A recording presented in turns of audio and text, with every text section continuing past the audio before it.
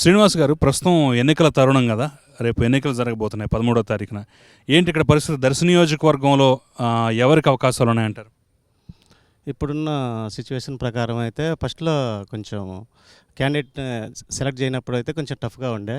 Select చేసిన కాడి నుంచి అయితే రోజుకి రోజుకి కొంచెం హుషారుగానే ఉంది పరిస్థితి. ఎవరికి? టీడీపీకా వైసీపీ? టీడీపీకేనండి, టీడీపీకే హుషారుగానే ఉందని యాక్చువల్లీ వైసీపీ వాళ్ళే టాక్. ఎరువుల వ్యాపారం కూడా మీకు ఇంకా అద్భుతంగా తెలుసు. లోకల్లో ఉన్న అంటే ఎప్పుడైనా మనం బయట కూర్చున్నప్పుడు మాట్లాడేటప్పుడు కానీ ఆ విషయాలన్నీ అడిగినప్పుడు వాళ్ళు చెప్తున్నారు ఎందుకు ఏంటి అనేది కూడా. ఈ లక్ష్మి గారు వచ్చిన తర్వాత ఏమైందంటే ఏ రోజుకి ఆ రోజు ఆమె తిరిగే విధానం కాబట్టి, రెండోది ఇళ్ళ మీద అసమ్మతి లేకపోవటం ఒకటి, ఇట్టటివన్నీ. ఇప్పుడు మీకు దర్శికి వచ్చేసరికల్లా, నీ నియోజకవర్గానికి వచ్చేసరికల్లా ఏంటి సార్ ప్రధానమైన సమస్య ఏంటి? యాక్చువల్లీ డ్రింకింగ్ వాటర్ బాగా సమస్య అండి. ఒక దర్శిలో కొంచెం ఓకే కానీ మిగతా దొనకొండ చాలా టఫ్. దాంతోపాటు తాళ్ళూరు, ముల్లమూరు. దర్శి అంటే ఓకే, మాకు సాగర్ కెనాల్ ఉంటుంది కాబట్టి కొంచెం బెటర్.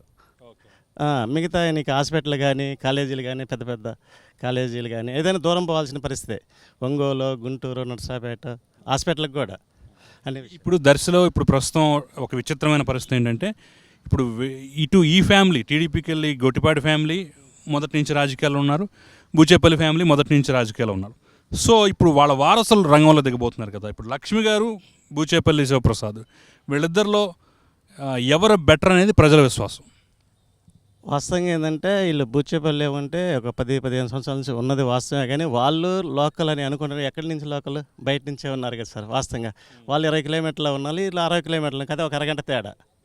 ఇన్ని రోజుల నుంచి ఉన్నారు కానీ ఇక్కడ ఈ ఎలక్షన్ టైంలో ఉంటున్నారు, కలుస్తున్నారు. ఓకే, వీళ్ళు కూడా అది మేము ఖచ్చితంగా ఏడే ఉంటాం, ఏడే హాస్పిటల్ పెడతాం అంటున్నారు. చాలా సంతోషకరమైన విషయము.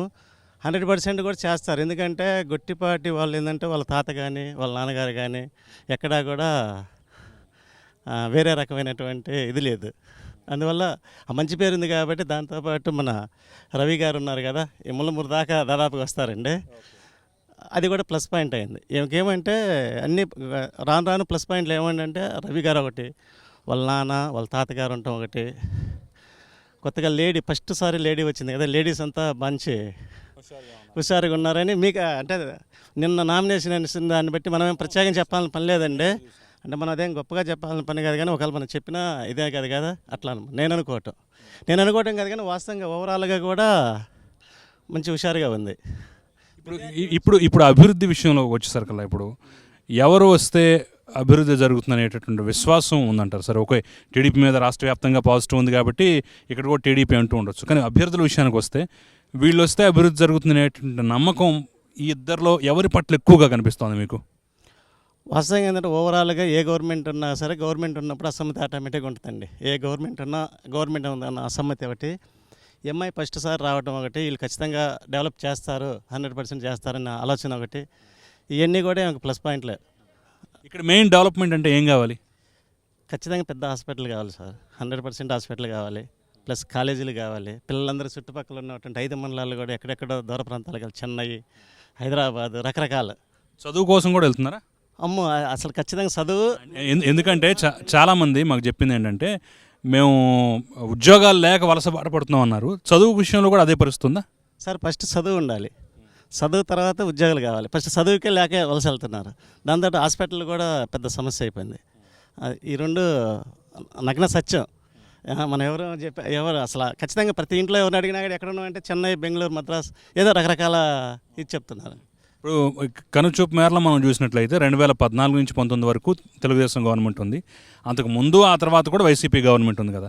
సో మెజారిటీ కాంగ్రెస్, వైసీపీ గవర్నమెంట్లు మనకైతే కనిపిస్తున్నాయి కదా.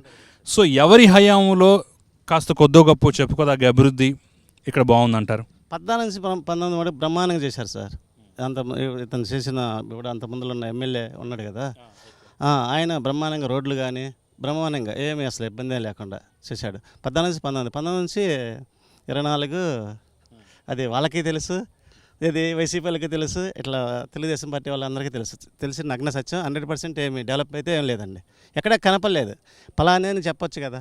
ఇప్పుడు మనకి దర్శకు వచ్చేసేసి ఇది ఏమంటే మన ఒక్క నిమిషం దర్శకు వచ్చేసి ఈ ఈ ఉంటాయి కదండి ఎండాకాలం వచ్చినప్పుడు కొంచెం ఈ మన కాలిపోటాలు ఇలాంటిది అలాంటి స్టేషన్ ఒకటి ఏం స్టేషన్ అంటారు దాన్ని ఫైర్ స్టేషన్. ఫైర్ స్టేషన్ మరి 2014లో జరిగింది.